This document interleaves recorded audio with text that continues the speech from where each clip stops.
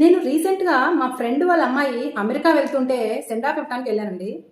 అక్కడ చూస్తే తను వెళ్ళేటప్పుడు వాళ్ళ హస్బెండ్‌నో, పిల్లలనో కాదండి, వాళ్ళ అత్తగారిని గట్టిగా హగ్ చేసుకొని, "అత్తయ్య మిమ్మల్ని వదిలి 3 నెలలు ఎలా ఉండాలి" అని ఏడ్చుకుంటూ వెళ్ళిందండి. నేను ఫస్ట్ టైమ్ అత్తాకోడళ్ళని అలా చూడటం.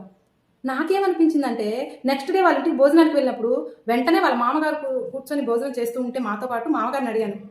"ఏవండీ, మీరు నిజంగా చాలా అదృష్టవంతులండి. అంత బాగా కోడల్ని చూసుకుంటున్నారు అంటే మీ వైఫు, మీ అమ్మగారు వాళ్ళ కోడల్ని అంత బాగా చూసుకుంది కాబట్టే మీ వైఫ్ ఇప్పుడు ఆ కోడల్ని బాగా చూసుకోగలుగుతున్నారు అంటే, అన్నన్నన్న మా వైఫు మా అమ్మ గురించి తప్పుగా చెప్పకూడదు కానీ మా అమ్మ వాళ్ళ కోడల్ని అంటే మా వైఫ్ని పెట్టని తిప్పలు లేవండి. నానా అవస్థ పెట్టింది. ముప్ప తిప్పలు పెట్టి ఇప్పుడుకో చనిపోయిందండి. కానీ మా వైఫ్ నాతో ఎప్పుడూ ఒక మాట అంటూ ఉండేది. నేను పడ్డటువంటి బాధలు నా కోడలు పడకూడదు. నా వల్ల నా కోడలు ఏ క్షణం కూడా, ఏ నిమిషం కూడా నా వల్ల ఒక్క విషయంలో కూడా బాధపడకూడదు. ఇదేనండి నా కోరిక అని నాతో చెప్తూ ఉండేది. అందుకే నేను నా కోడల్ని అంత ప్రేమగా, అపురూపంగా చూసుకుంటూ ఉన్నారని చెప్పింది.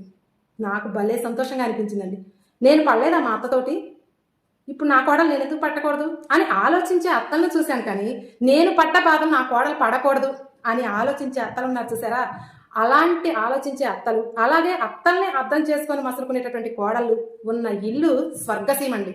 ఇంట్లో చాలా ప్రశాంతంగా ఉంటుంది. ప్రశాంతంగా ఉంటే ఆటోమేటిక్‌గా డబ్బొస్తుంది, ఆరోగ్యం వస్తుంది, ఆనందం వస్తుంది, అన్నీ వచ్చేస్తాయి. కాబట్టి ఒకరినొకరు అర్థం చేసుకోవాలి. వీళ్ళిద్దరిని బ్యాలెన్స్ చేయాల్సినటువంటి హస్బెండ్ కూడా కరెక్ట్‌గా బ్యాలెన్స్ చేస్తే ఆ ఇంట్లో ఎటువంటి సమస్యలు ఉండవు. వచ్చినా వెంటనే వెళ్ళిపోతాయి. నిజమా కాదా?